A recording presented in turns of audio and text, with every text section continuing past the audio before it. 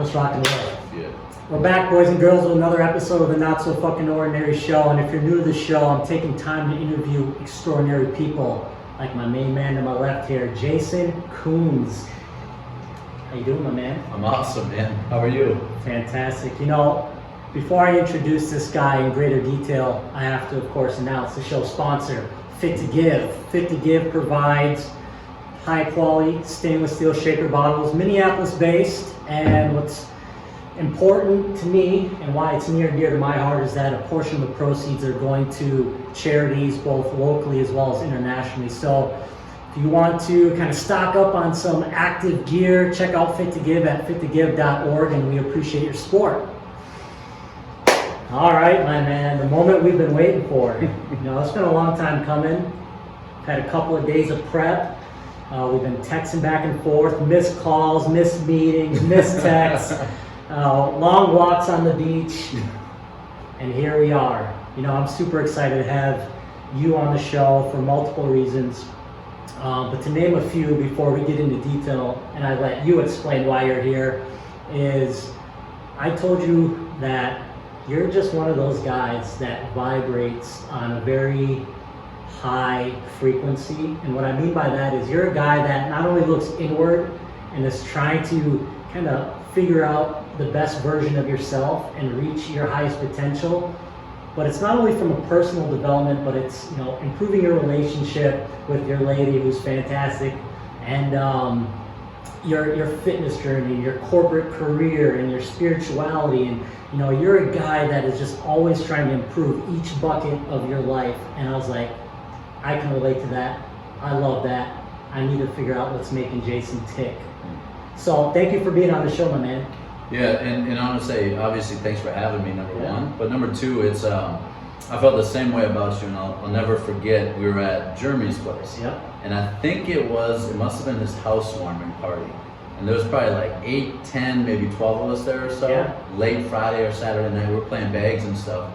And I was just like, I told Malia, my wife after, girlfriend at the time, wife now, I was like, there's something about that TJ guy.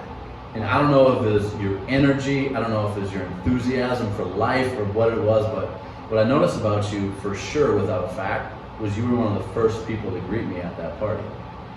And I think all of us, right, if going into a place where maybe there's some unknown and some uncertainty and we don't know what's on the other side of that, like to have people like you that make sure that we at a minimum feel greeted, then I would say even to the next level, make us feel welcome.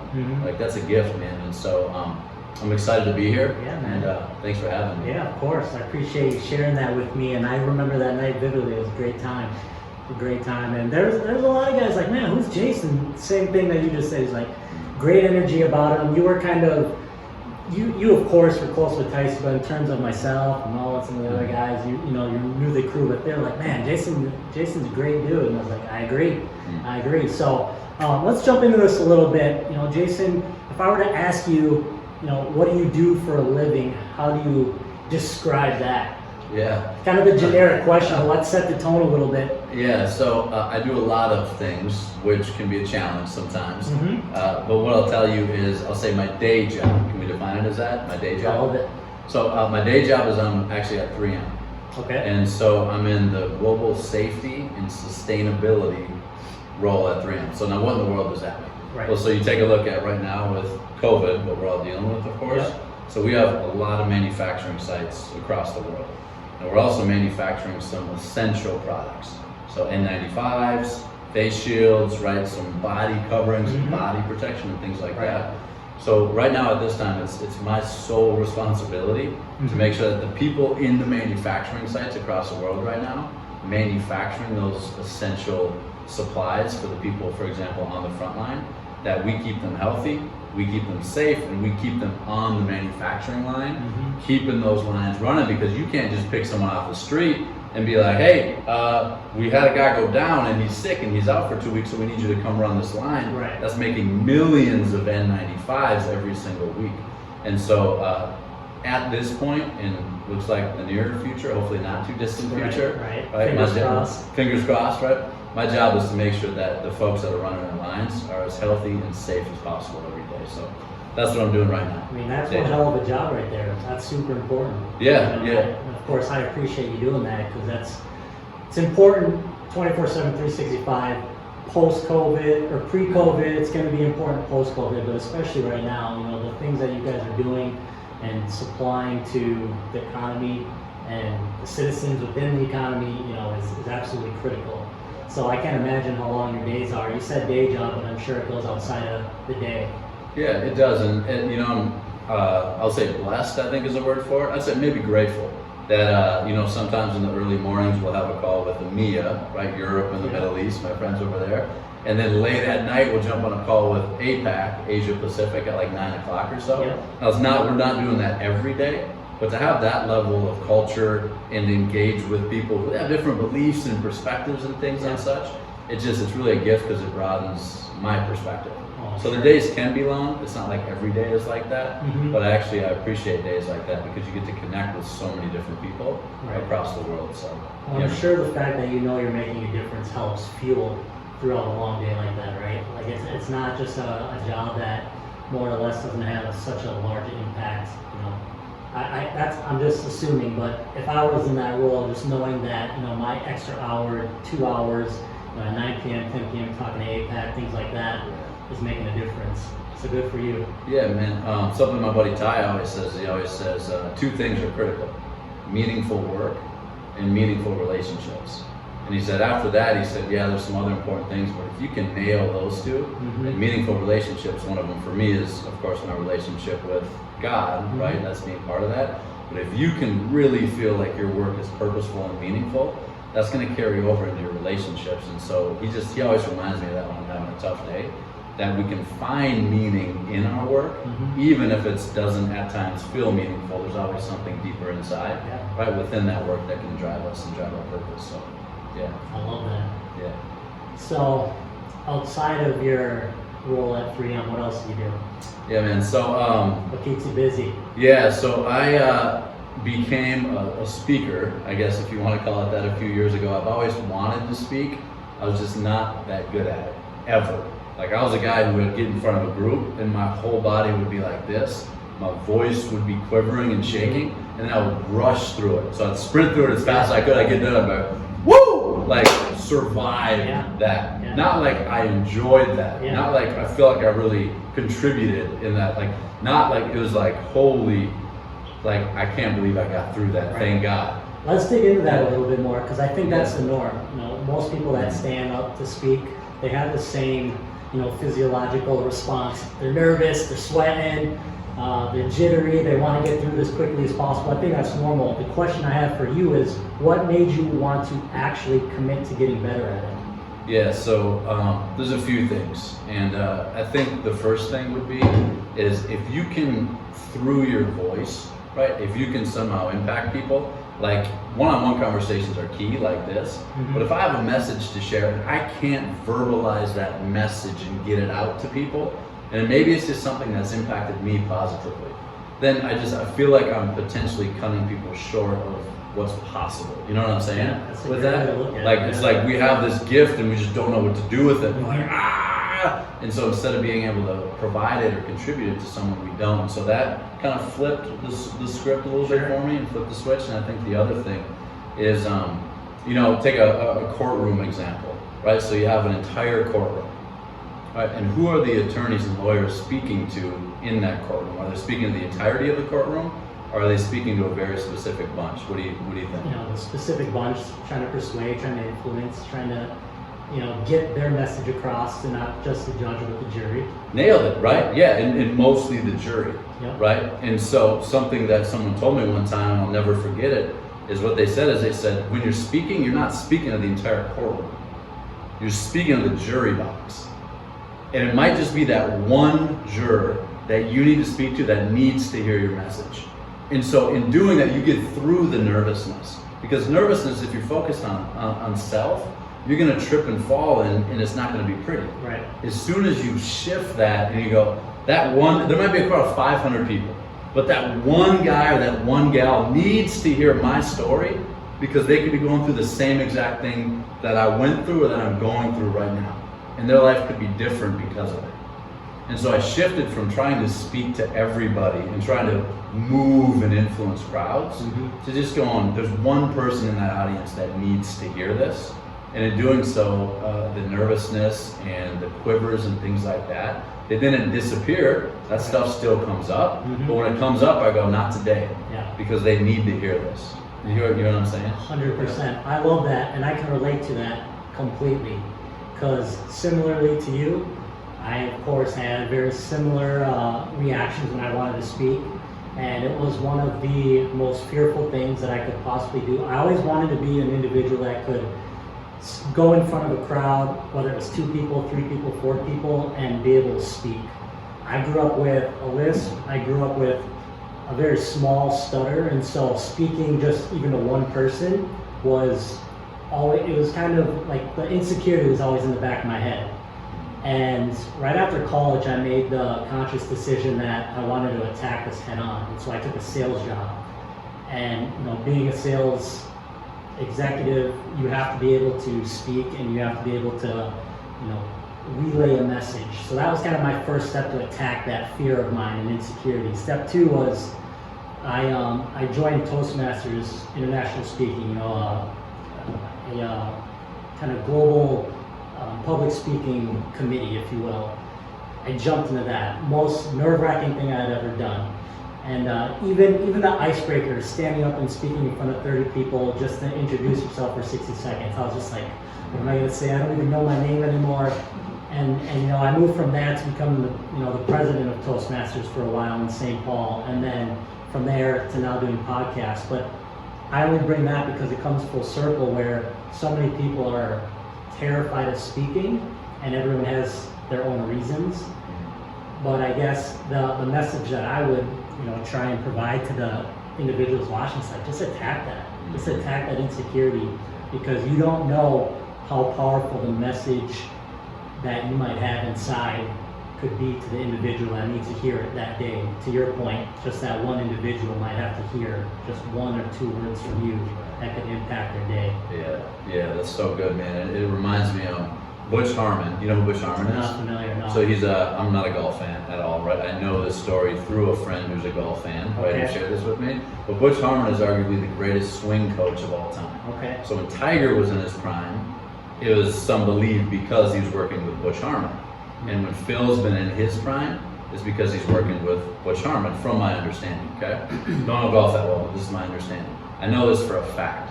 Right? Butch Harmon says that the one thing that differentiates the Tiger Woods and the Phil Mickelsons of the world versus every other golfer on the planet is one thing.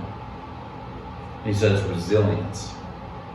So I was like, resilience, like how is it that, because they can shank a ball left or right, and then they'll hit 71 shots in a row right down the fairway or whatever it might be, for example. And I think of that and I look at speakers who you can see like the gift inside them, or you can see that they have a story to share, but they get up once, or they get up twice, or they get up 3 times and it doesn't go picture perfect like they envision it to go on their mind, and then they hang up the speaking hat. And I'm like, if they saw how many times I fell on my face, like not just this didn't go well, but how many times I fell on my face, they would go, okay, it's not just gonna take 3 times and I'm gonna get up there and I'm gonna look like Tiger Woods hitting a shot 300 yards down the fairway, right? Like I just feel like some people are gifted and maybe they just get up and do it, right? But I think a lot of the times we just gotta push through the times where it doesn't go very well and see beyond that and get like more connected with our vision or our purpose or whatever it might be. Right. You know what I'm saying? Yeah, 100%. I love that, man. So where has speaking brought you today? What kind of speaking engagements have you been doing? Yeah, so I'll share this, and it's not, I don't share this because it's a bummer. I share this because I think there's a bigger reason for it. So I had 24 paid speaking engagements lined up this year. And then I had 11 international trips. Like, and not just like, Canada and Mexico and stuff. Those are cool and they're international. Right. Like Moscow, Russia, right? Okay. Fly into Brazil. The exotic places. Go to Germany twice, Italy, the UK, India for 3 weeks in the middle of June. Like all of these things were on the calendar. And it was around speaking, and it was around actually work for 3M for driving this culture of excellence that we call it. Okay.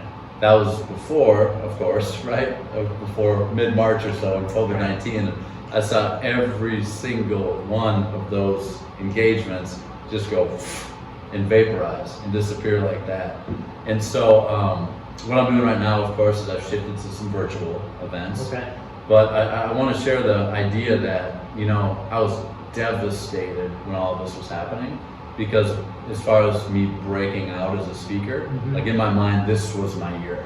Right. I had everything set up, and this was when it was all. That's a tremendous amount of bookings on the calendar. There's a lot. It's a right? lot. And they were all like right in my lane, right in my alley, and they all started to get canceled. And I was devastated at first, but then I just said, you know what? There's a bigger reason for this. And maybe I need to hone my craft a little bit more. Okay? Maybe I'm not quite ready for that. I felt like I was, but maybe God's just telling me, hey, I want you to round out or sharpen or square some of the corners a little bit when it comes to your speaking. And then when we get through all this, like, look out. Right, because I'm going to make sure you're ready for that when we get on the other side of this. I'm going to stop you there, because that's such an extraordinary perspective to have. And this is exactly why I have you on the show. Because someone who would go through that exact scenario it's very unlikely for an individual to go through that scenario and to have that mindset to say, you know what, maybe this is for the better. As opposed to woe is me, as opposed to, maybe speaking isn't for me, or maybe I'm supposed to go down a different path. You said, you know what? How does this quote unquote setback better serve me? And you said, maybe provides me with more time to refine my craft. Maybe it gives me a little more time to, as you said, smooth out the edges. And I think that's an extraordinary mindset and perspective. So kudos to you for doing that. Follow-up question is, in a I guess a typical speaking engagement, do you have an approach or a routine that you utilize to prep for a speaking engagement, even if it's for like a podcast like this? Do you prep at all, or do you wing it? And there's not a right or wrong answer, because I completely, for the most part, wing everything I do. That seems to be working for you pretty well. No, I'll do a couple of bullets. I kind of know my talking points, and then I wing everything else. But I'm just curious to know if what your approach is. Yeah, the approach has changed because a lot of the times when it didn't go so well, I didn't prepare at all. I just relied on maybe what I thought was natural ability, and the end result didn't look like I wanted it to look. So I used to wing it a lot. I don't quite have the gift like you have, where maybe I can just have a couple bullet points and then I can go and speak. Yeah. Like, I prepare like a nut. Okay. Like, if I have, I just spoke it was North Central University late December, I spoke, and I had 15 minutes. They go, hey, we want you to come speak. There's gonna be 3 speakers, it's 60 minutes, and each of you get 15 minutes, and there's breaks in between, so you can't go longer than 15 minutes. I'm like, I don't know what I can do in 15 minutes. What can I really deliver in 15 minutes? Yeah. And I work with some coaches, some mentors and stuff, but all in all, I bet you I spent close to 15 hours on a 15-minute presentation, and I felt like I was almost underprepared because it still didn't quite go where I really wanted it to go. It was close, but I was still looking back on it, still reflecting. There was a couple points where I said, if I would have just given that a little more preparation, I would have had a little more confidence in it, so my confidence would have shown up in a greater way, and the impact would have been even better for the audience. So I've shifted from not preparing much at all to almost being like a maniac with my preparation. And do you think where you're at now is almost you being too hard on yourself, or do you think that that's really the right approach for you to maximize and optimize your speaking? Yeah. Just curious. Yeah, there's such a balance. Yeah. Because if you look at, I think, the quality of our lives, it's directly tied to the quality of our standards. Yep. Right? If we have high standards, we're going to probably have pretty high results. At the same time, you can't have standards that are unattainable. And a lot of the times in my life, I'll set the bar so high where I'll come up right here and I'll just be like, that wasn't good enough. And that doesn't serve or support anybody, because then we're just almost taking a hammer and kind of hitting ourselves over the head for, and beating ourselves up. So I don't know what the answer to it is, because I haven't found that balance yet. I just know that, I'll continue to have high standards. I just hope and pray that I have grace with myself Yeah. when I don't hit those standards, instead of being really hard on myself. Yeah. I think that's kind of the balance, and I guess I'm still working through that. Yeah, it's a sweet spot that's really difficult to find. I mean, don't get me wrong, if I feel like I'm not well versed in the subject, I'll absolutely prepare and make sure I am competent in that subject before I speak on it. So when I say I don't prepare, that I say it with a grain of salt. Mhm. If it's something that I'm super comfortable, like in this type of a setting, I'm super comfortable just coming in here and having a conversation, no prep, whatever. But if it was a speaking engagement or, you know, a public setting where I knew the message, there was a specific message that I had to get across, and I wasn't 100% confident in, it's actually not even a confidence thing, it's just making sure, you know, the audience gets the most value. In your scenario, 15 minutes, you really want to provide as much value to the audience engaged. So I think that in that scenario is definitely the right approach. And that's probably what I would have done too, is just over prep to make sure that what I said, every single word, meant exactly what I needed it to mean. Yeah, yeah, man. That's so good. And there's something that just came to me as you're speaking, and it's what we do a lot at 3M. Okay. And it's called HOP, okay, Human and Organizational Performance, HOP for short. Our Cargill does a lot of this. But we take a look at it, and what HOP tells us, because I'm always looking at the combination of science and faith, right? With faith, we have grace, right? But what does the science say about that as well? And so when it comes to HOP, what HOP tells us is that human beings, on average, make 5 to 21 mistakes every hour on the hour, consistently.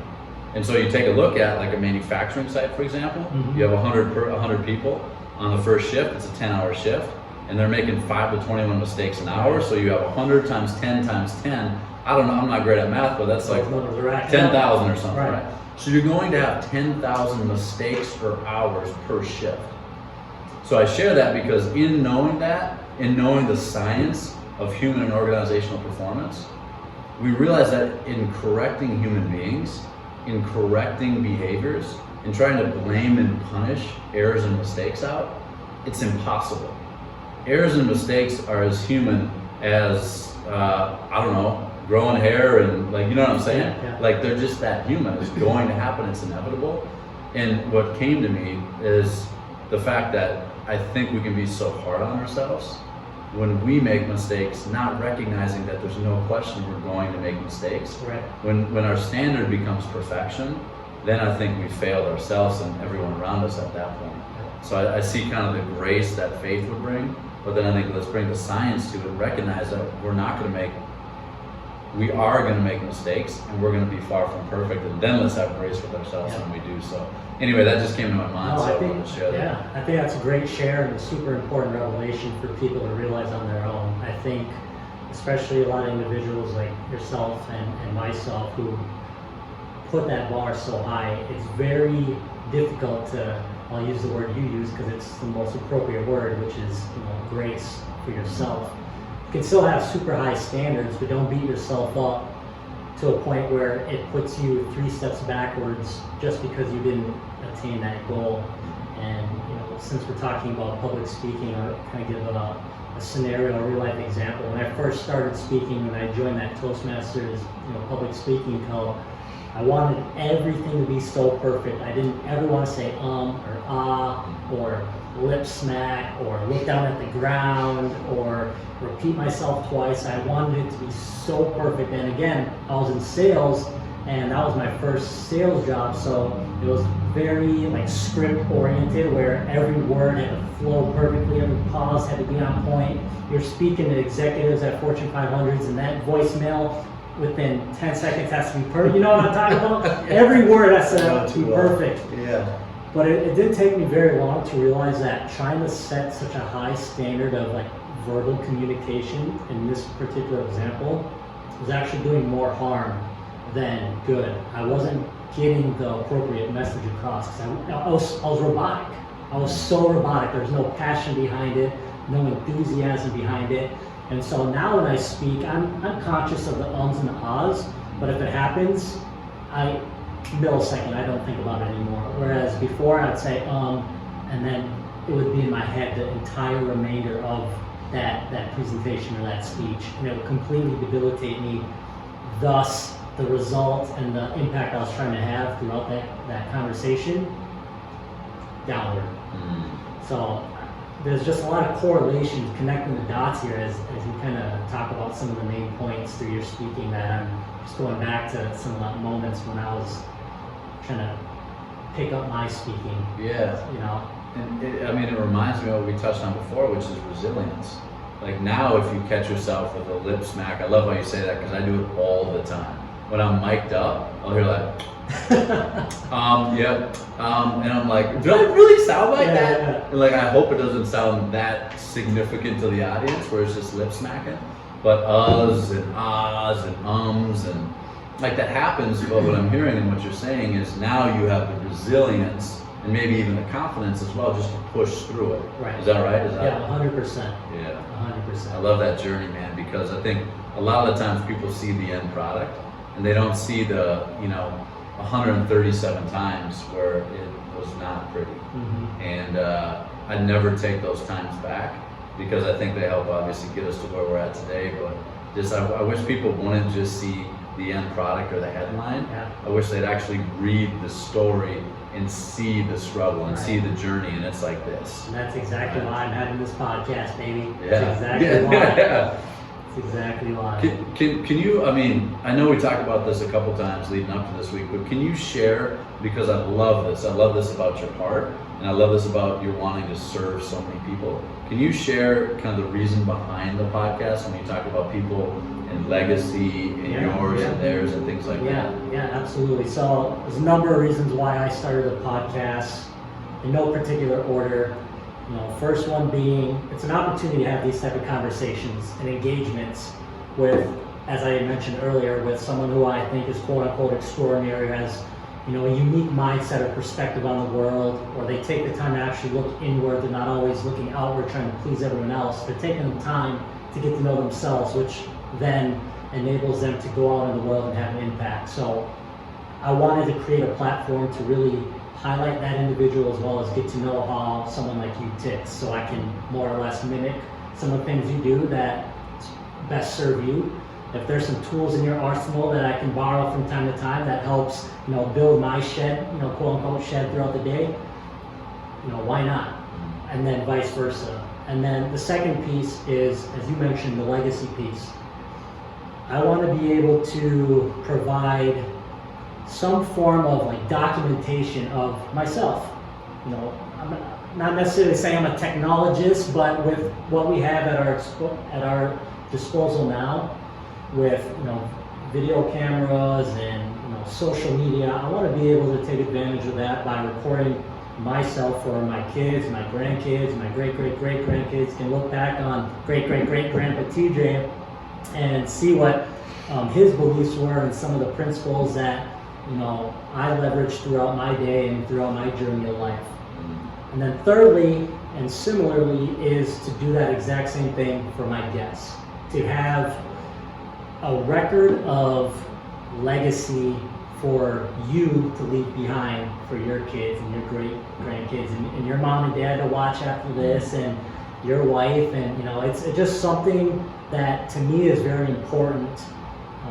It's one thing to have a social media account and have a picture with the boys or a picture going out to dinner with your girl. That's all important too. It's just very rare to have an hour, 2-hour conversation that's deep and a recap of your life and the milestones of your life. And now here's an opportunity to document it and record it. And you can watch later on, 10 years from now, you can be like, what was younger Jason like? What am I still doing today that's similar? What have I improved? What do I need to get back to? Because we're always changing, we're up and down, ebbs and flows of life, and so it's just a record of where you're at today. I think one of the greatest acknowledgments is to be asked on a podcast. I think it really is, and so for you to be able to give that to, I don't know how many episodes you're at, but it's more than a handful. Yeah, just under 30, I believe. Just under 30. 25 or so. And that you are literally at the start of your journey. That's going to be an exceptional journey. I think for you to be able to give that gift to others, I mean, just know that it's one of the greatest acknowledgments ever. And now you've done that 30 times for people, and eventually you'll be able to give that gift 300 times to people. And so I just appreciate, like I said, your heart to serve, and then your willingness to put yourself out there. Because I imagine it wasn't easy to get this started, and it's not going to be easy to get to 300. But you have, again, the perseverance and the resilience and the heart to make it happen. Absolutely. I appreciate that, man. Yeah. It's a win-win for everyone involved. And the audience, of course. Yeah. You know, I guess that would be the fourth reason why I do this, is because I'm fortunate enough to have this conversation one-on-one, but without the video camera, I wouldn't be able to share this conversation with everyone. So it's really a four-pronged approach, and each one of those legs on the table is super important. And I make sure that those are always being, you know, primary focuses. So It's good, man. yeah, dude. All right, so we touch on corporate career at 3M. We touch on your speaking engagements. Yeah. What else does Jason do? Let's talk about, you know, let's pivot a little bit. Yeah.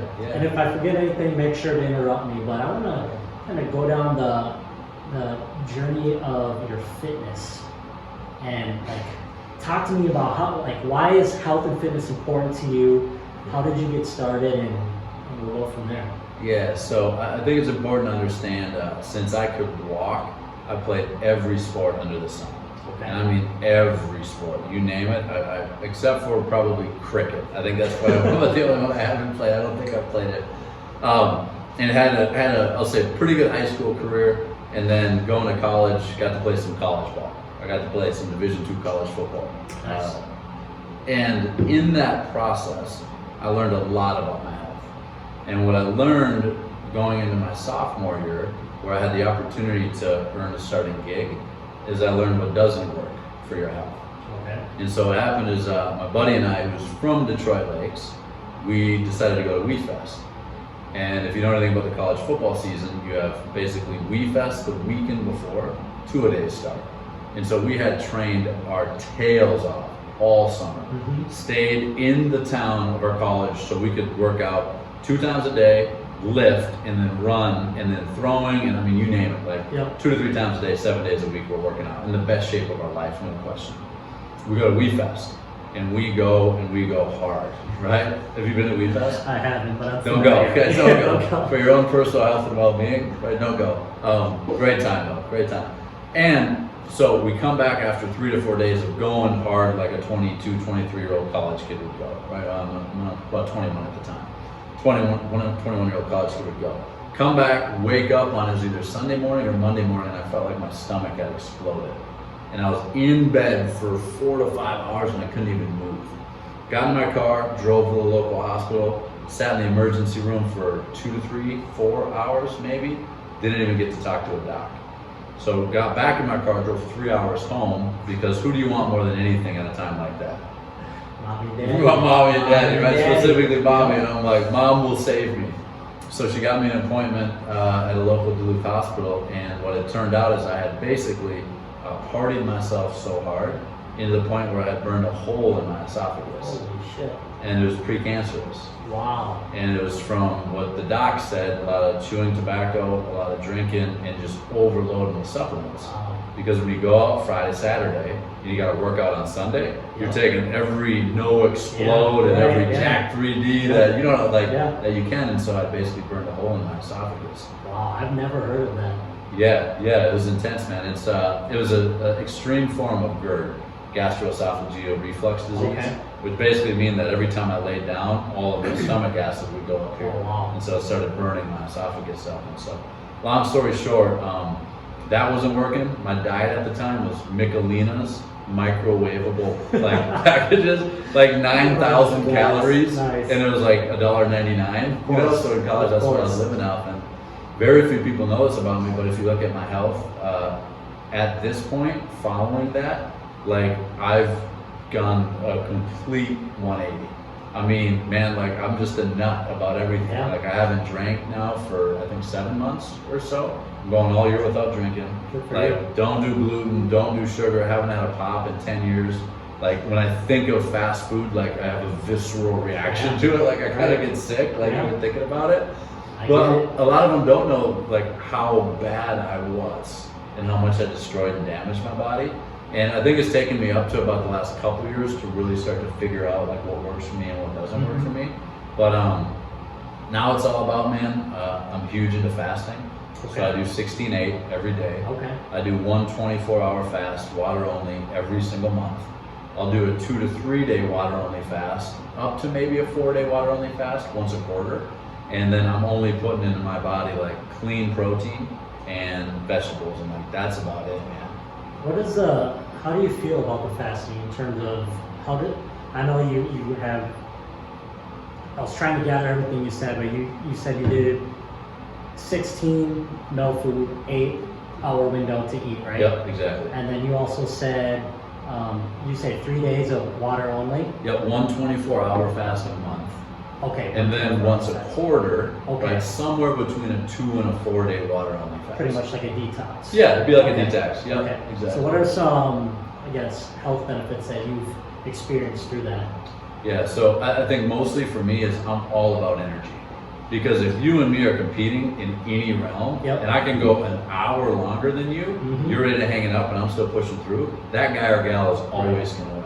And I'm glad you brought up energy, because that's really what I wanted to know is how does it affect your energy? The most energy and the cleanest I feel and the clearest I think is when I'm fasting. Interesting. So when I break my fast, I'm like, I don't want to do this, but I also don't want to be 110 pounds. Right. You know what I'm saying? Like the old athlete in me is like, you still got to have some muscle mass and some lean muscle, which is wild, but that's what I say the two biggest things, and there's multiple other benefits, but I feel higher levels of energy, okay, no question when I'm fasting, and then in my mind I have a higher level of mental clarity. Okay. Now I'm not the scientist, I'm not the nutritionist, I'm not the expert behind why that works, and I have a health coach that tells me all of that, right? So she says, do this, do that, and this is why it works. I don't know why it works.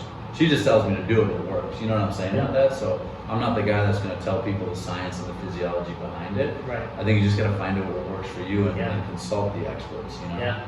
So it was very interesting, and I always encourage people to take the time and try and figure out the numbers for the code on the combination lock to their health. I love that. How much water, how much sleep. Yeah. That's not it. Click. Okay, that's how much sleep I need. That's good. And then for protein, and then carbs, and you know, fasting. And it takes time to figure out how your body works. Yeah. But once you figure that out, you have that combination, energy levels, you know, physique, strength, endurance, sex life, like that's all important, and that all comes through taking the time to, you know, really invest in figuring out what optimizes your health and your body physiology. I love that combination a lot, and it's so critical. And what I look at it is what I was doing my whole life is I was trying to crack the combination without any data. Yeah. And so subjectivity is key. Like I don't feel well today. I feel a little foggy. I didn't sleep that well. Like subjectivity, you have to listen to your body. Yep. But objectivity is absolutely priceless. Right? Like this little Aura ring right here, which is just like, I guess, a Fitbit, for example. It's just like those new Whoops, which I guess Whoops or whatever, those things, you know, have you seen those? The bracelets? I'm not familiar with those. Whoops. Are they So like a balance bracelet? No, it's just like a Fitbit, Okay. but the data in the software that's running this is out of this world. So it tracks everything that you do, but specifically it was built for sleep. Okay. But what it does at the end of the month, it gives you a download from my understanding. I don't have it, I just use the Aura ring for my sleep and fitness tracker. So, wow, I've never. Does it have an interface or anything on it, or how is it syncing? Is it syncing to your phone? Yeah, it's just Bluetooth. Wow, that's incredible. Yeah, so it's got an app, and it tells me every single night how well I slept, how much REM sleep, how much REM sleep I had, how much deep sleep I had, what's my efficiency. Did I lie in bed awake, or did I boom go to bed right away and sleep hard like a rock? And it gives you a readiness score, and that readiness score is somewhere between 0 to 100. And on days when I feel off, it's between 50 and 75. And I look at it, I'm like, didn't sleep well last night. I'm stressed out at work, and my wife and I got in a fight. So no wonder all this stuff adds up. So if you don't have the data to somehow combine with the decisions you're making with your health, you're just guessing, man. Right. So the two best decisions I've made recently was I hired a health coach, she's incredible. And then I got this thing because she's like, this is like, What's I'm that thing guessing. called again? Aura Ring. I'm gonna have to check that out. And then the bracelet that's taken off like crazy is the Whoop. I'll have to look WHOOP. at both of those. Yeah, yeah. I always thought it was just a Fitbit or something similar. Yeah, and I think anything is helpful. Even I think you could do it on your iPhone, maybe, you know. But it just, I feel like you have to have the data, and that was my biggest mistake for most of my life. Mhm. Was I was just guessing, man. Right. Just guessing. So it's like going to the doctor, and they're like, "Hey, TJ, let me see your arm." You're like, "Hey, it's broke, man, for sure." You'd be like, "How do you know it's broke?" Right. Like, can I at least get an X-ray, maybe? Like, it's diagnosing something without any actual data and seeing what's happening. So, anyway. In terms of workouts, what does that look like? It really varies. Okay. I'm a huge believer in switching things up. So last year I was training for a marathon. So I was just running like crazy and then doing a lot of HIIT workouts. Yep. 7 to 15 to 20 minute HIIT workouts or so. Right now I'm in a little bodybuilding phase with my buddy Ty, Yeah, because good, he's man. thanks man, thanks. He's a plant-based guy, Okay. and so he wants to break this idea that you can't build muscle only on plants. So he's got me like bodybuilding right now, and he's gonna break the mold and prove people you can build muscle I on love plants. it. I'll cycle a lot, I'll ride Okay. a lot, but I'm big, man, into efficiency. So if you look at like Ben Greenfield, I'm reading the book Boundless right now, actually listening to it. It's a 40-hour audio book, and it's the manual to all things health and wellness.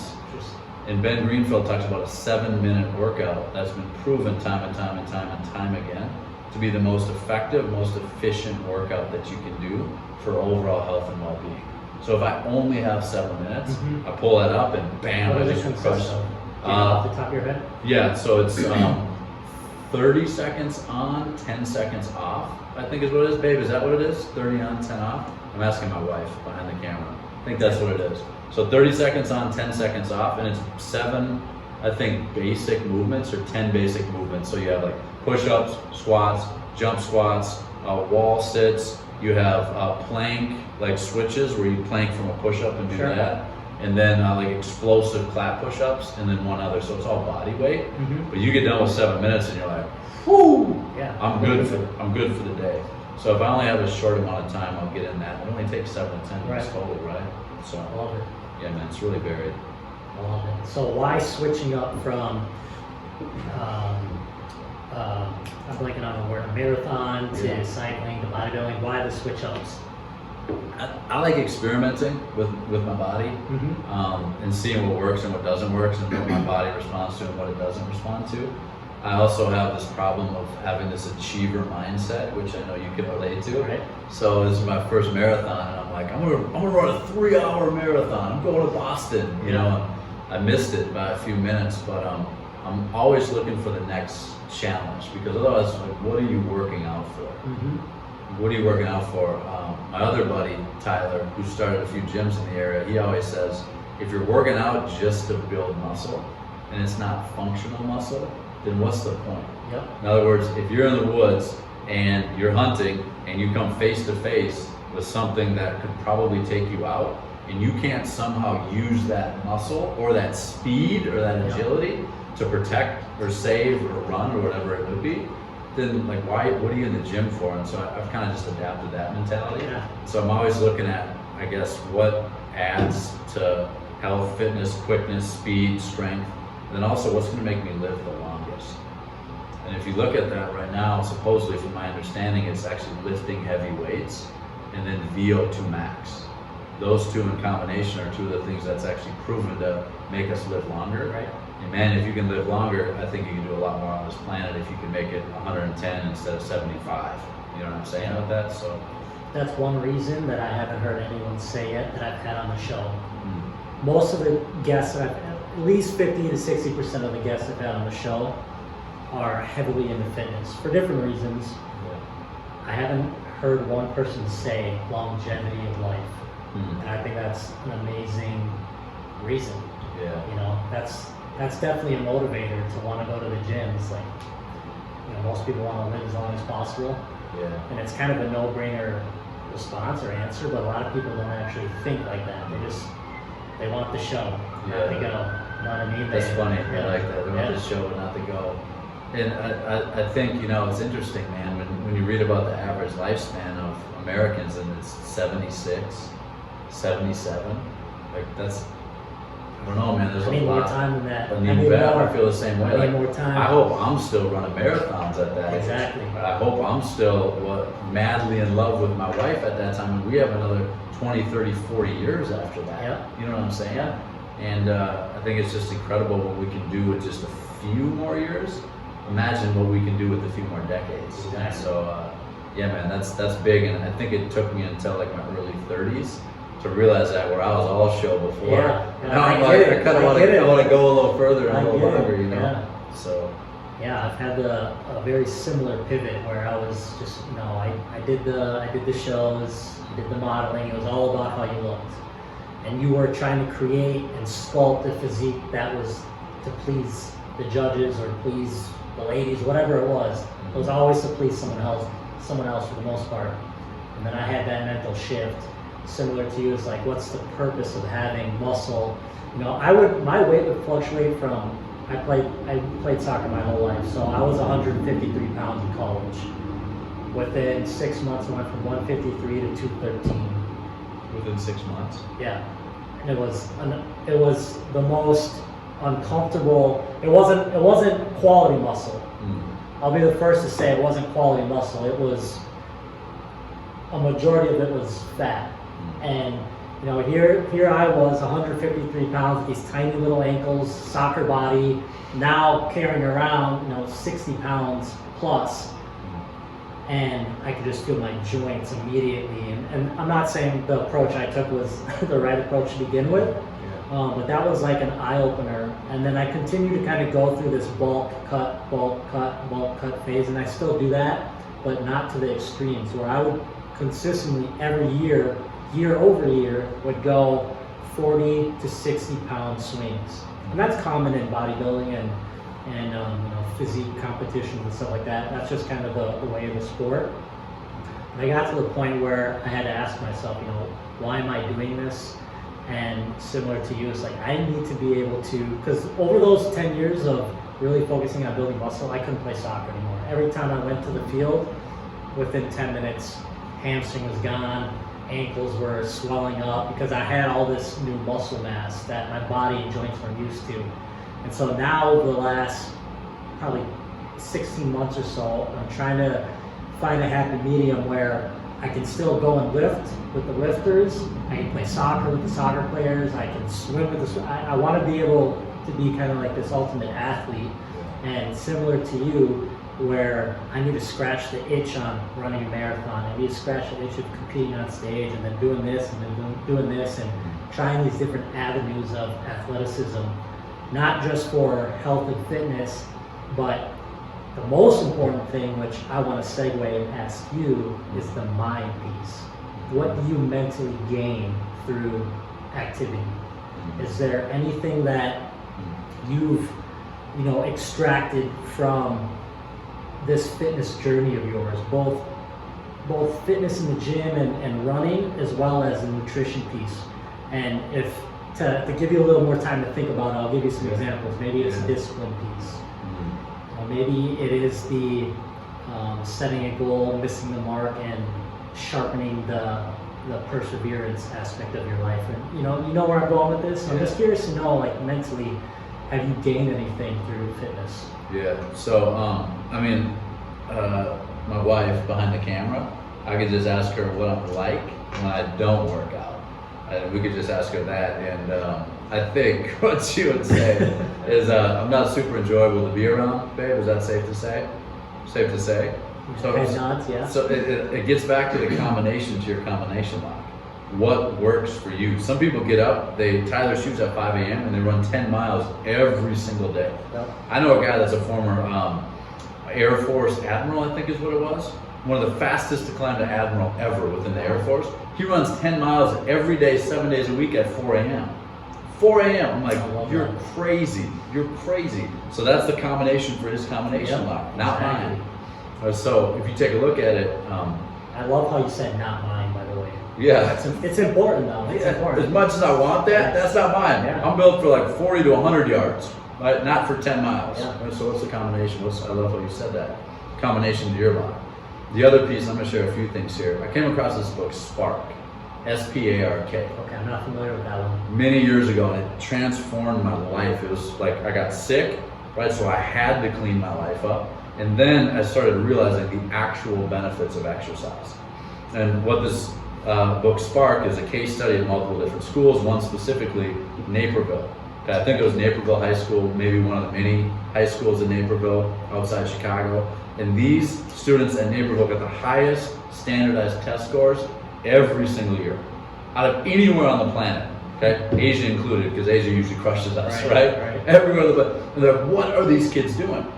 What are they doing? And what they found out is there was an optional Phi Ed class that started at 7 a.m. and the kids' first class was at 8:15 a.m.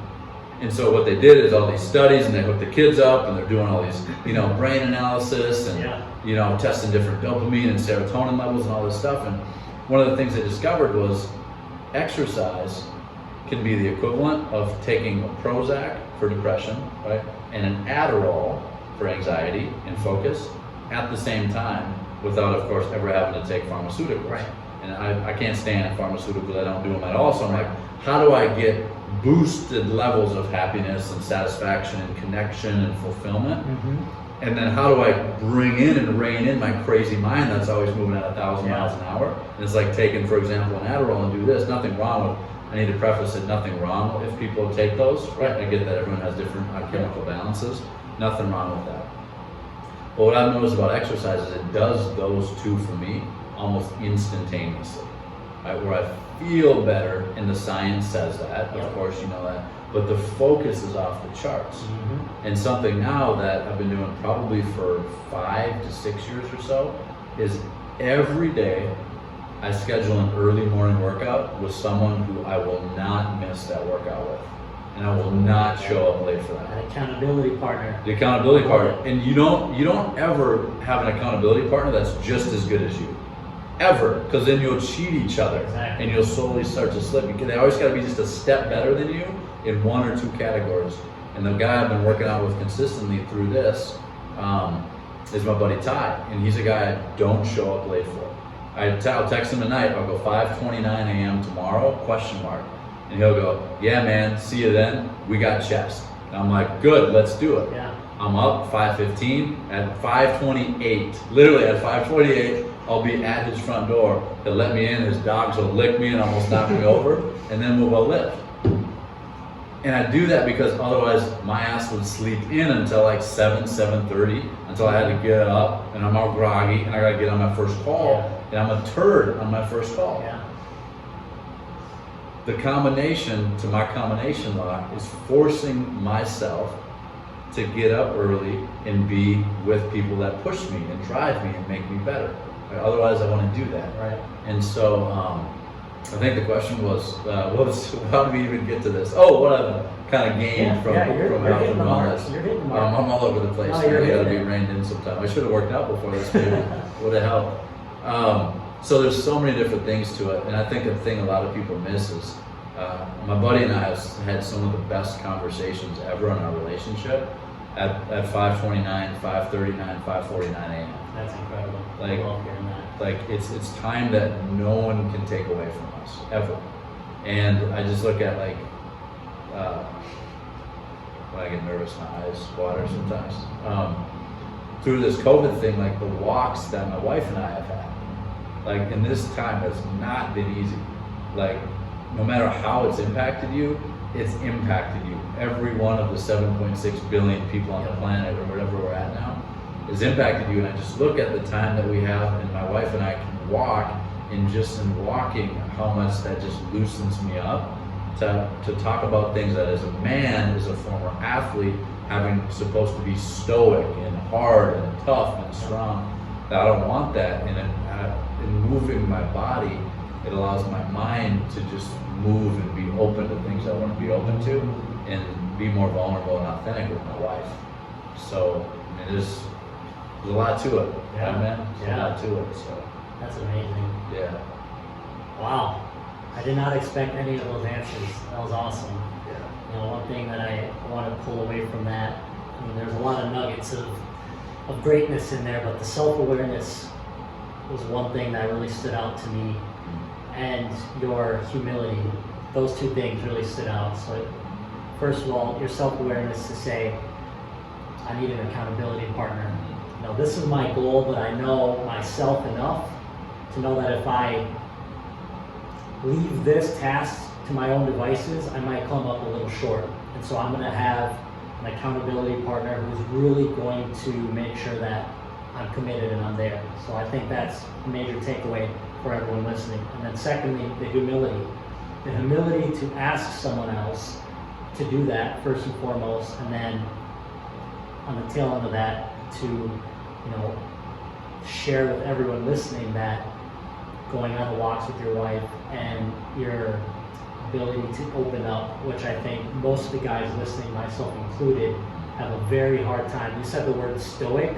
I've been called stoic my entire life, so that just shot my entire nervous system. Yeah. And I think that's a very that was a nugget that I don't think I'll ever forget out of all my podcasts. I think that one really resonated, and I hope that resonated with a lot of the listeners, because I think, as I segue a little bit, I think a lot of the guys can relate to that one sentence you said. I don't want to be that stoic, closed man anymore. I want to be able to open up. And I think it's kind of a left swing off of where we've been talking, but I don't want to brush it under the rug. I want to highlight it, because I think that's super critical and important to a lot of people. So kudos to you, man. You're doing a fantastic job, and Malia's one lucky lady. It is the other way around, I promise you that, man. But I just, for what it's worth, man, you've never showed up for me, and I've never experienced you as stoic at all. Like, to me, you're this guy who somehow you do it all, right? You're fit, right? You're healthy, right? You're good looking, you're smart, you're a great listener, you're a great communicator, you excel not only in it's fit to give, right? Yep. Not only with fit to give, but in your corporate job as well within sales. Like, you just do it all, and you've never showed up for me, or I've never experienced you as stoic. So for what it's worth, man, I'll let you know that, because I think it's easy to be. As men in this society, we've been conditioned to be that. You were an athlete, I was an athlete. There's the concept of, are you hurt or are you injured? Exactly. If you're not hurt, get your ass back in the game. Yeah. Right? Or excuse me, if you're not injured, get your ass back in the game. And when you're hurt, you don't show that you're hurt. Exactly. And so I think stuffing feelings, that's what we've been taught to do. We've been taught that's the macho and masculine behavior. Yeah. And it doesn't serve us in relationships. And more importantly, it doesn't serve our significant other in relationships, right? So, yeah, man. Dude, I think it's a perfect moment to transition. Yeah. Let's talk about marriage. Yeah. That's a topic I haven't spoken about on any of my shows. Yeah. I think it's super important. Yeah. Love to hear, how long you've been married, some takeaways, some learnings, and then your quote-unquote teachings that you would share with anyone who's recently married, or who has been married, or looking to get married. Yeah. Let's dive into that a little bit.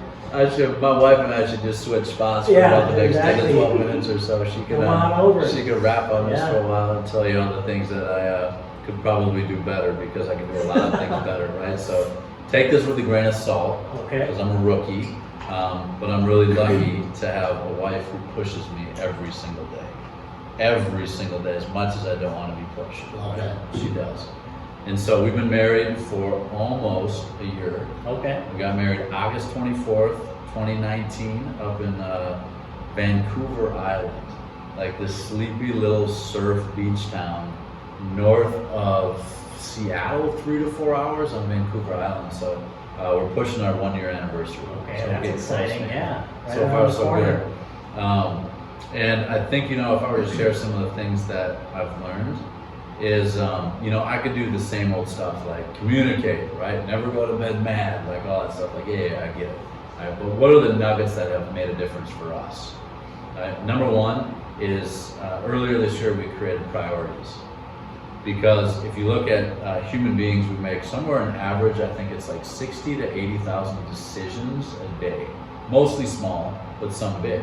And now you bring another human being into that, and that's 120 to 160,000 decisions that each of you are making every day.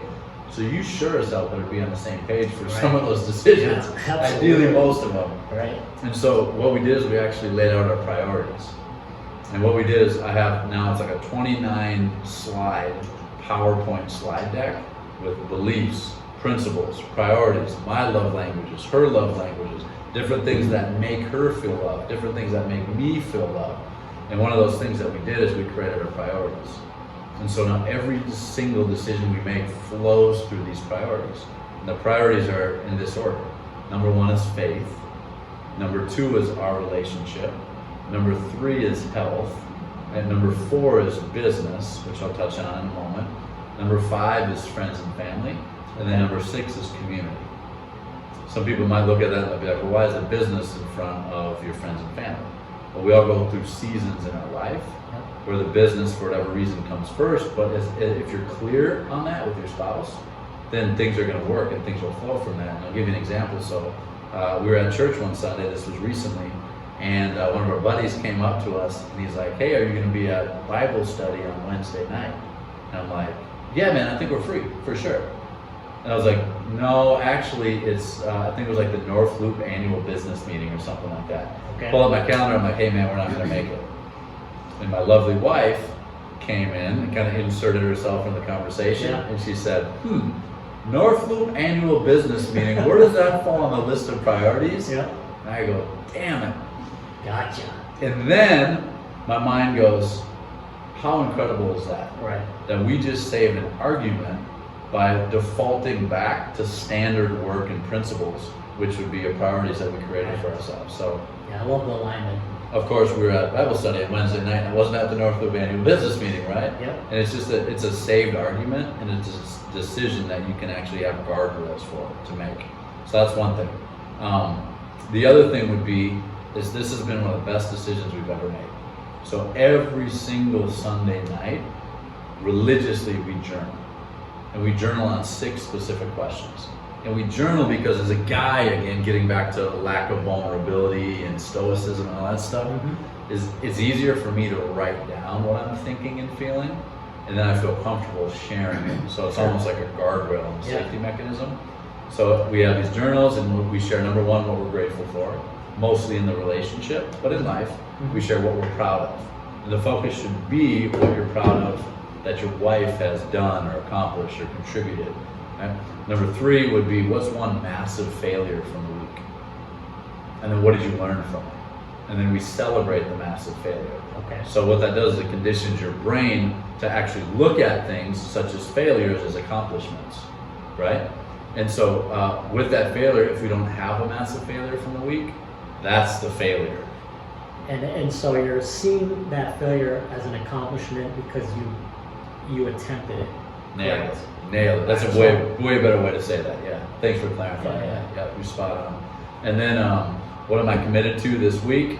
Right. What needs to go to the next level? And then what's the 6th one? What am I missing? New action. New action. Right. Like what's something that I need to launch myself into that I haven't done. So we journal, take about 30 to 45 minutes or so, give or take, and then we just talk through that. And it creates this deep level of connection, man. And those are a few things, but I think what I'd be missing if I didn't reference this is that my wife had an idea to start a relationship business pre-COVID. And it was really cool, man. It's this brilliant idea, and we're still all in on it. We just need to figure out what it looks like, you know, kind of post-COVID. But if you take a look at it right now, there's all of these influencers and speakers and Rachel Hollises of the world and Tony Robbins and Brendan Bouchards and Dean Graciosis and all, you know, you name it. Yeah. And there's no one that's actually creating that type of space for high-performing people in the form of high-performing couples. Right. You look at Minneapolis, and there's high-performing couples everywhere that you look. And so she had this brilliant idea of creating this business that's going to start with a relationship mastermind type setup. I love that. Where you'll take 6 to 8, 6 to 10 couples, high-performing, right? We don't want to be exclusive, but like you got to bring something to the table. right? Iron sharpens iron. And so we'll go to a cabin, we'll rent it for 3 days or so, we'll bring in guest speakers, and we'll dine together, we'll do different exercises and activities like relay races and stuff, Yeah. you know, think like Real World, you know, Yeah, whatever sure. Road Rules, whatever that MTV show was, right? And do that for the couples. In that, now what you're doing is you're creating accountability, you're creating like-minded couples, and you're creating all of this connection throughout. And so post-COVID, we need to figure out what that's going to look like. But the reason behind it is couples are looking for that right now. Yep.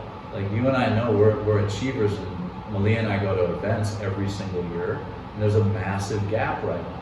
And it can't always be about go TJ and go Jason and excel and achieve and goals, and like it can't be about that, because it's not as fulfilling if you're doing it alone. Right. If you're doing it with someone else, it's just like there's a next level and another level to it. To be able to give that to other couples, I think would be one of the greatest gifts. So that's the business. It's called After You. Okay. AFTRU, and it's all about life after you as a bachelor or bachelorette. Is there a website or anything created yet, or is that on the roadmap? Yeah, so the website, but I would say most importantly, the Instagram is @AfterYouOfficial. Okay, I want to make sure everyone listening Yeah, gets that. So yep, AFTRYOU official. I think that's an incredible project for you guys, and I think the sky's the limit. I think the impact that you guys are going to create through that is going to be endless. Yeah. Because you already said there's a gap, and you guys are going to help fulfill that, and that's super exciting. Yeah. You know, if there's anything I can do to help in any way, shape, or form, just let me know. I'd love to. That's something that I can definitely get behind. I think that's amazing. So Appreciate good that. for you guys. That's awesome. Thank you, appreciate That's that. super exciting. So since we're talking about kind of goals already, you know, Yeah. on top of your business ventures, what other goals do you have? It doesn't necessarily have to be 2020, but just I guess life goals, short term, long term, and then we'll start to wrap it up. Yeah, for sure, man. So there's a few things for sure. Some what I call, you know, if you've heard the term BHAGs, big, hairy, audacious goals. Okay. That's like the 10 to 25 year Okay. type goals. So I won't get into that too much, but something that our pastor always says is he says, you know, if you don't have those 25-year goals out in front of you, then how are you going to be able to plan the 24, 23, 22, 21, 20, all the way back to 1 to 3 to 5 year goals? And so we throw some crazy ones out there, like, you know, we're only going to fly private. Like, that's crazy. Like, how? I don't know, right? But wouldn't that be cool? Yeah. You pull your car up, your driver drops you off, and no TSA, right? You just, boom, you're on the jet, and you're like, hey, what's up? You know, I haven't seen the pilot. Hey, John, how you been, right? So some crazy things like that. And then we want to own homes in Manhattan Beach, Okay. on Vancouver Island, have a condo in New York City, like all of these different things that are these BHAGs, and we don't know tangibly and specifically exactly how we're going to get there. Mm-hmm. But I feel that life, man, is like 80% why and then 20% how. Yep. In other words, I agree with that. 80% intention, Yeah. 20% mechanism. If you're clear on the intention, Yeah. you'll figure out the Yeah, you mechanism. figure it out along the way. But you gotta have some level of clarity. So we have some BHAGs like that for sure. But man, just to get into kind of the more nuts and bolts and tangibly what it looks like for sure the focus is on this relational business. Yeah. Like we want to have a mastermind, and we're gonna have 2 this year. Probably Okay. won't happen, Right. right, because of COVID. But we definitely want to have at minimum of a couple next year. Okay. There's no question. We want to positively impact 10,000 couples Love that. in the next 12 months. You know, if you look at my work at 3M, man, I just want to continue to contribute like crazy. So there's a lot of different goals, and I could get tangible, but it's going to bore people because, you know, everyone has their own goals. Yep. But I think what's super important is making it as visible as possible. And no matter what your goals are, big or small, short term or long term, we have a whiteboard, and it's one of those 3M Post-its. Have you seen these? The whiteboard, is it like the tearaway post? Yeah. Yeah. And it's like 8 feet, right? Okay. And it's like 4 feet by 8 feet, and it's loaded up with stuff. Okay. And it's just, if you look at the science behind that, the subconscious, this is really important for your listeners. The subconscious holds between 7 and 10 million pieces of information at any given time. Jeez. The conscious holds 7 to 10 pieces of information at any given time. So, therefore, do you want to feed the conscious or do you want to feed the unconscious or the subconscious? Like, you gotta be feeding the subconscious. That's why we got rid of our TV 8 years ago. Because TV is mostly negative now, unfortunately. And your subconscious is like a sponge just soaking up all that schema. Yep.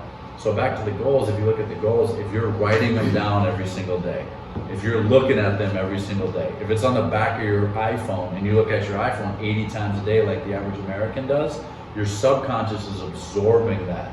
That's why we put our goals up on this giant whiteboard. Yep. That's why I have this 28 to 30 point PowerPoint slide deck, slide PowerPoint slide deck, and I look at it every day, even if it's just for a matter of seconds. So no matter what it is, man, like I used to look at vision boards and dream boards, and I'm like, that is this weird foo-foo stuff. Like, what a weirdo! Like, who does that stuff? And now I'm the guy, and we're the couple that's like doing it at like a Saturday night where we're like, screw going out with our friends, like we're writing on this whiteboard. And again, I'm not going to get into the specifics, but I think, I really believe the science says, all the science point to, it's important to be living towards something and to be as specific as possible with it, So, I don't know, hopefully that helps. It was kind of a vague answer. Yeah, that's super helpful. Hopefully it helps, man. I love it, man. Well, before we wrap, this is where I switch the script a little bit. Yeah. You get to ask me a question, 2 questions, whatever, about anything. Yeah. See what you got. Yeah, so help me understand this, because I still don't have crystal clarity on this. Okay. You're one of the most fit human beings I know. I appreciate that. Like, without question, it was like, one of the first things I said, I was like, Leo, that guy's jacked, right? I appreciate that. I was that. like, and he's a pretty good guy, too. Turns out he's a pretty good guy.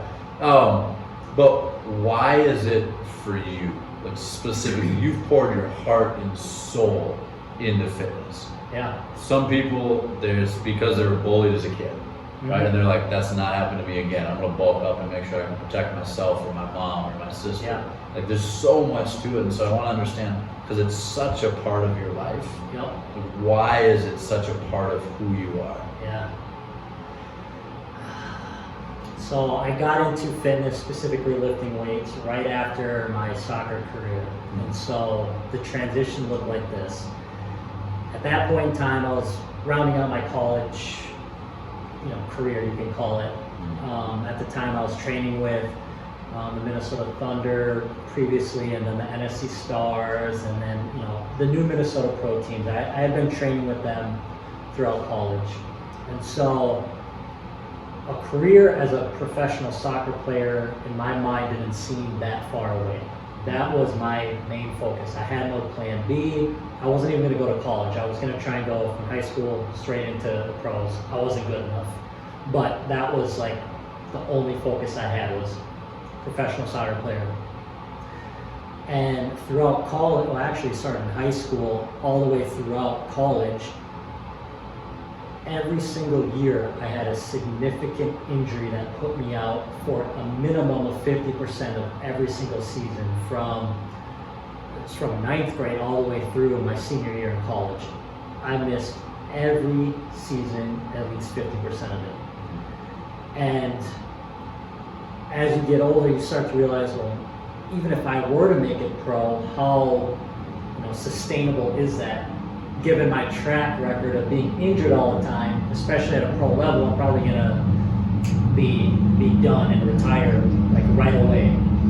And as my senior year was ending, I just had a string of horrible injuries, from a small car accident to hernia surgery to knee problems to a fractured kneecap at the pro combine. Like, it was just like a horror movie. Just every month was something new. And so I started going to the gym to see if I could revitalize my career some way, shape, or form. How can I try and hold on to this dream of mine that has been my entire life for 20 years? So I started going to the gym and I started lifting weights, and I started seeing results that I wasn't training to get big or build muscle. I was just trying to get stronger. I had a lot of back issues specifically that I was trying to strengthen, and I just saw this transition from my passion for soccer. Now all of a sudden I'm starting to see like progression and results in the gym. At the same time, I was kind of starting to kind of fizzle out of my soccer phase, just because it didn't seem that realistic anymore. Even if I played pro, it would have been kind of lower level pro for a year or two. I would have injured out, and that would have been that. So I made the decision to go in the corporate world, but at the same time to replace that soccer passion, get into the gym. And so I started lifting, started seeing results. But most importantly, and to answer your question specifically, the reason why I took it to the next level was, I needed a new goal.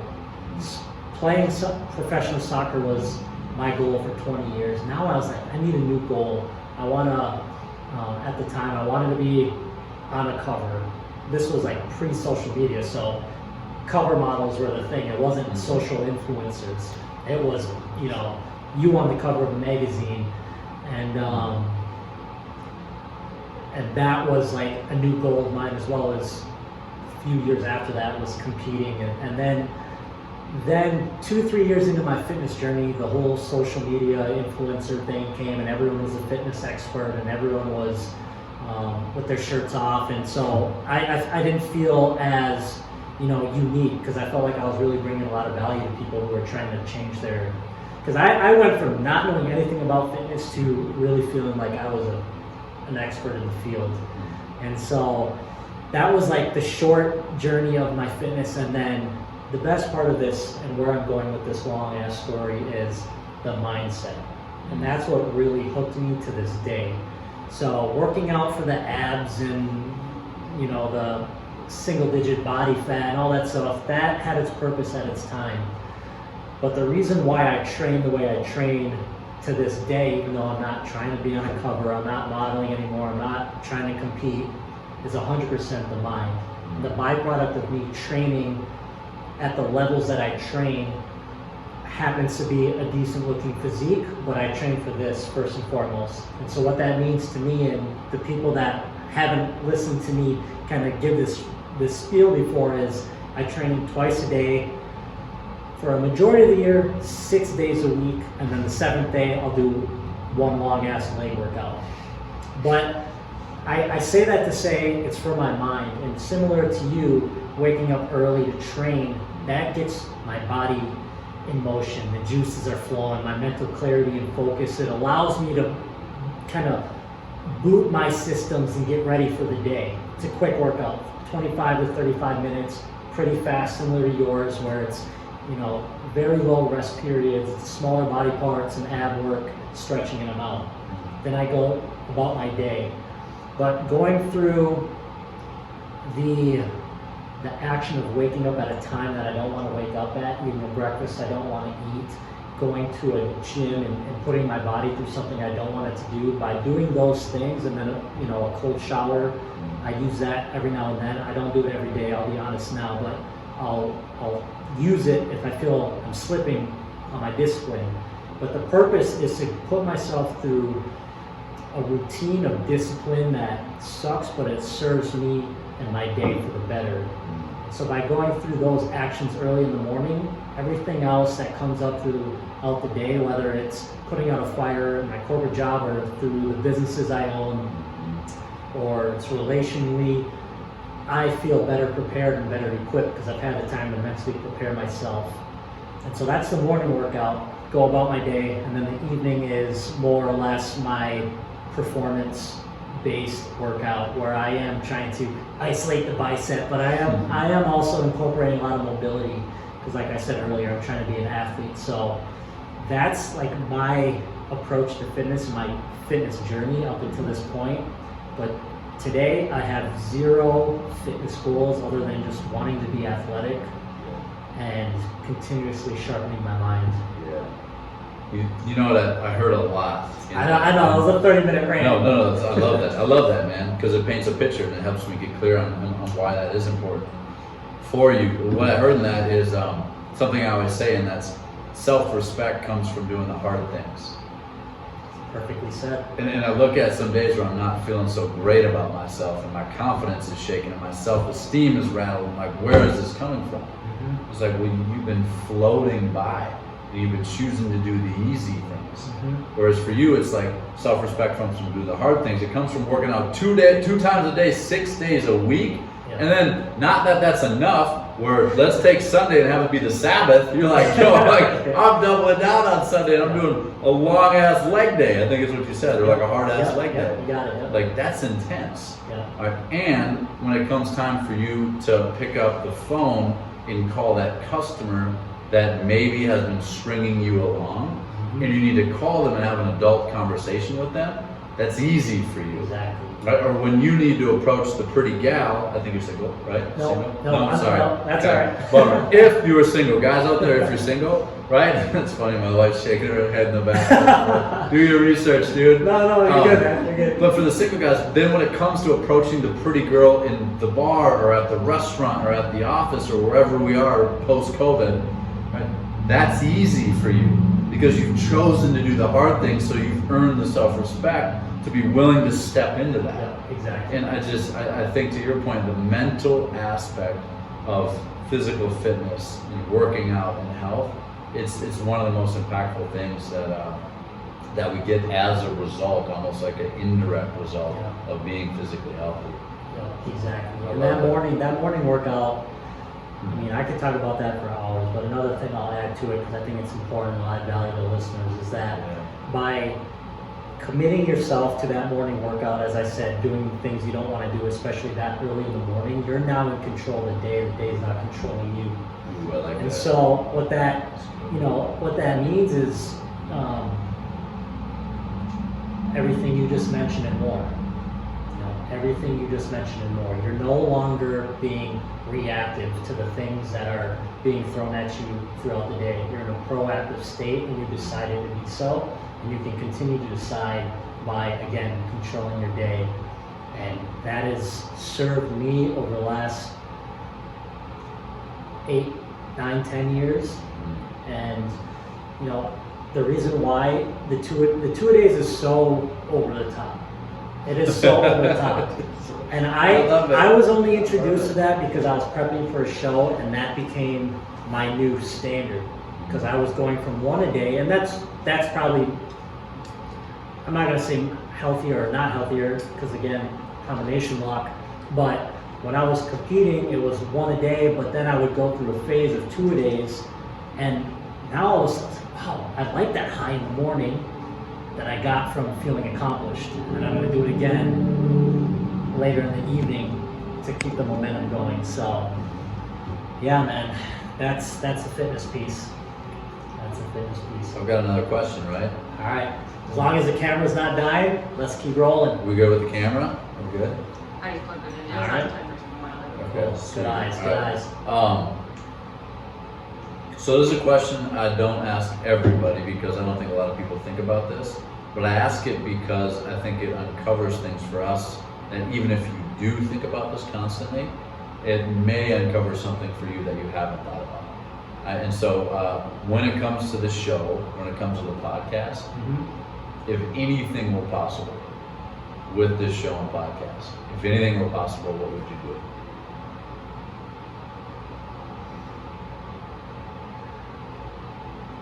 I wouldn't change a lot about it now or my approach.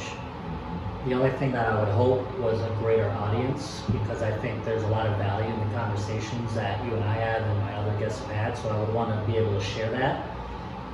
But other than that, just want to continue to have more and more guests on, but it's also not a numbers game for me.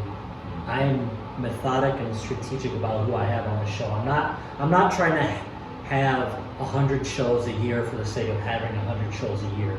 I'd rather have 5, 10, 12 high quality, high impact conversations that turn into podcast episodes throughout the year, as opposed to 100 just, loosey-goosey conversations, not a lot of info there. People have to waste an hour just to get a 60-second nugget of information. I want these to be similar to what you said in the beginning of this conversation, which was your 15-minute speaking engagement. You want to pack in as much value in those 15 minutes as possible. I too want to be able to respect my audience by giving them what I think is valuable to them.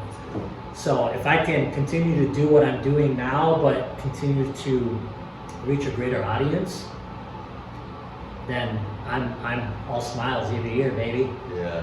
I love that. So with that, I'll just ask one time, what else? Right? What else? What If else? there were anything else, because I love that answer and I love that. I'd say, what else? If anything were possible, right?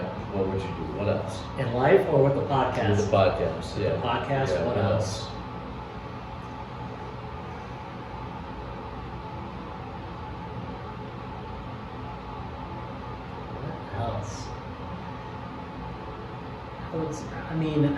I only know who I know, so I think continuing to grow my network and the introductions into people who would be a good fit for the show is something that I'm continuously keeping my eyes and ears open for. So when you say what else, I think of just high quality, if that's the right term, guests for the show. Yeah, I love that. Yeah. I love that, man. I simply asked that question to see what else is there for you. Yeah. 'Cause I know you think about this a lot. And I get that this show is really important for you. Yeah, absolutely. So that's why I asked. Yeah, I appreciate the questions, man. There's one thing that we wanted to cover, and that was BCE. Yes, Right? thank you for So- reminding me. So let me set I'll ask you the question. So, Okay. best Christmas ever, something that's been trending, something that's been scaling tremendously, something that has had an unbelievable impact. I think it's outside of just the Minneapolis area, correct? Yeah, it's 17 states and I think 3 or 4 countries now. So yeah, the speed and the rate at which you guys have been able to take a seed, plant it, and watch it grow has been unbelievable. Give a little context to everyone that's watching, because I think this is really, really cool. Yeah, and I think what's really important is I'll preface it with this. So, Best Christmas Ever, which I'll just refer to as BCE, that's Okay. something that I've now officially resigned as the chairman of the board. So as of about a month ago or so. Okay. So that just happened, but all in, immersed in this with my wife and some close friends of ours and some partners for about the last 7 years or so. And it started with this dream to give one family a surprise knock on the door on Christmas and, hey, we're here, you don't know us at all, we know your story though, and we love the courage that you've shown during what's clearly been what's one of the toughest moments of your life. And we know this may not be the best Christmas ever because of the circumstances, but we want to let you know that we're praying and pulling for you. And here's some very specific items that we hope will get you back up on your feet again. Right? So that was the dream, one family. Started with one, it was like we were walking out of that home and it was electric. Oh, Like we were man. buzzing, Yeah, man. We were yeah, vibrating. And we're like, you know what? Let's double it. Let's get crazy. Let's go 2. And so we did 2 the next year, 1 in Duluth, 1 in Minneapolis, and then we doubled. I'm really bad at math, small school in northern Minnesota, so we went from 2 to 5, right? Still working on my mathematics. From 2 to 5 to I think 12 the next year, to 26 to 54 to 100 and some to 100 and some to where this year 150 families at least will receive a knock on the door. Yeah, knock on the door from complete strangers. And what they'll do is on the other side of that door when they open it is all they're going to see is smiling faces and people with gifts like over their head. And they'll just say, hey, are you the Franklin family? Yeah. Right? They're like, yeah, who the hell are you? Right. You don't know us, but we want to let you know we're here to do everything we can to make sure this is the best Christmas ever, knowing that their kid's fighting cancer, right? Knowing that both parents just got laid off and they adopted 5 kids. And 5 kids that didn't have a home and wouldn't have had a Christmas without this family, without these parents. And so we serve families that aren't the families that go like this and they go, hey, over here, I need help. Yeah. That's not who we serve. Yeah. Right? There's other organizations that serve those families, and I love that because life should be about contribution and service. Right. We're not like that. We're going to get 2,000 plus family nominations this year where people write in, and it's heartbreaking stories, 2,000 of them. And we'll only be able to pick about 150 of them. So we'll deliver what would be the equivalent of 150 Make-A-Wishes Okay. this year. But what we're about, man, each family will receive somewhere between $10,000 and up to about $30,000 in very specific items. Not just gifts. We're paying your mortgage, we're paying your rent, we're sending you to Disney World because this might be the last Christmas with your family, Yep. right? We're paying medical bills up to $10,000, $15,000, $20,000, like stuff that moves the needle for families. Yeah. and we're putting some cool stuff under the tree, Yeah, right? Because yeah, everyone needs some absolutely. cool stuff under the tree. But I share that for the simple fact of, if people are looking to get involved with something this year as much as ever, there's more need, arguably, than we've had the last 100 years in this country and potentially on this planet. Right? So if there's people that happen to be really blessed and be in a place right now where they still can contribute, even though a lot of other people are hurting right now, my invitation to people would be check out Best Christmas Ever. Best place is the Facebook page. Okay. Just go on Facebook, Best Christmas Ever, check it out if it speaks to you. Those 150 families that get blessed, they need 150 people, right? One per family. That is CEO of Best Christmas Ever for this Christmas. Okay. So what that means is that they get to pick the family, they get to do the fundraising, they get to do the shopping, and then most importantly, they get to do the surprise drop, where they show up with 5, 10, 20, 50 of their best friends on this family's doorstep and give this family something that will change their life forever. Right? That's so incredible. Yeah, so that's absolutely BC. phenomenal. Yeah. That's so cool, man. Yeah, so that's BC. I appreciate you sharing that. And Yeah. again, tell them one more time, because I want to make sure that everyone that's listening knows where to go for Best Christmas Ever. Yeah, so the best place to go is simply go to Facebook, type in the search bar, Best Christmas Ever. I think we're still the only one, right? It's Minnesota based, so you see a ton of videos and a ton of photos of families getting gifts, and they're like, whoa, Yeah, like, that's so cool. So I can't imagine that feeling. That's so great. Yeah, man. It's there's more joy in, I think it's in giving than receiving. And it's just a perfect example of that. We've made Christmas about receiving, and the origin of Christmas actually had the exact opposite of anything to do with receiving. Right, so what we're trying to do is shift the context of Christmas from what can I get to what can I give. Right? And if we can shift the context of Christmas to that, then a lot of other really healthy things happen in our world, and some of the problems that we're all dealing with right now, they start to work themselves out, where people come from a mindset of what can I contribute versus what can I get out of this situation.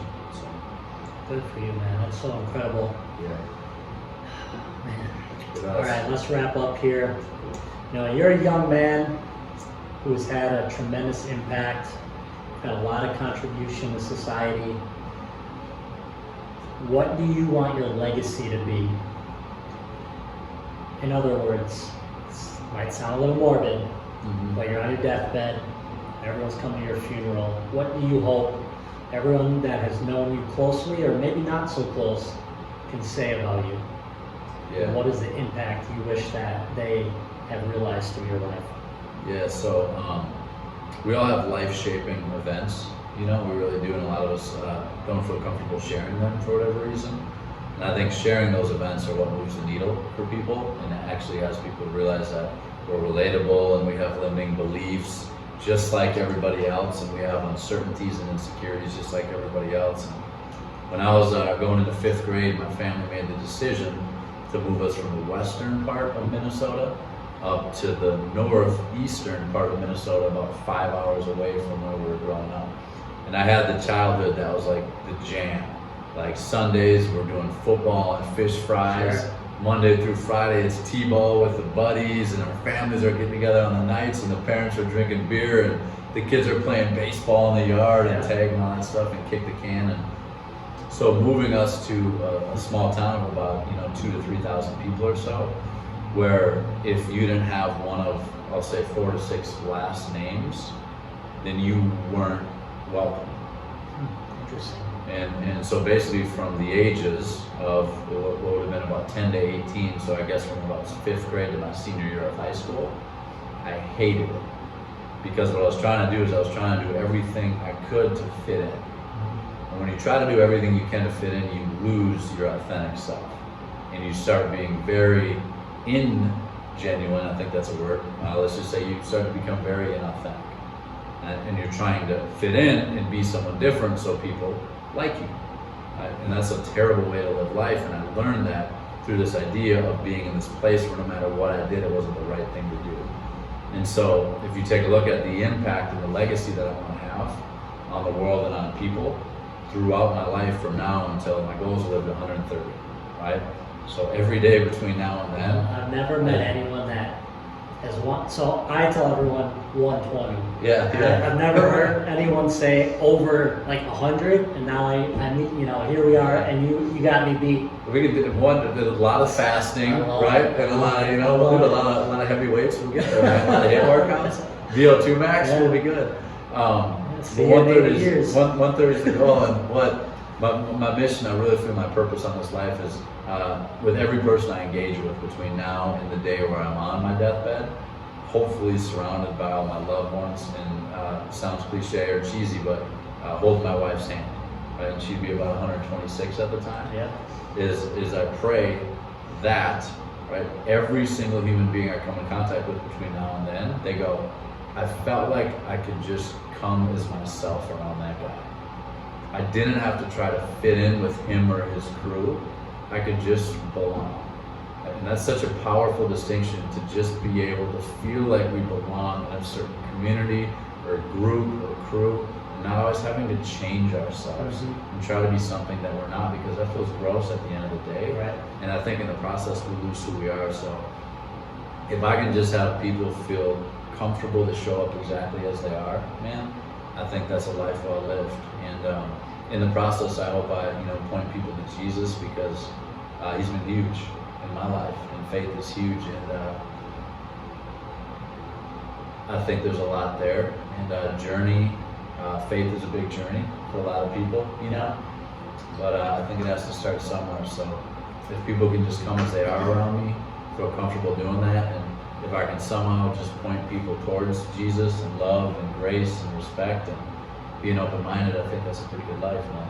Yeah, I tell you what, brother, you're already hitting the mark. You're doing a phenomenal job with everything you just said that you're striving to, be known for. You're already doing it.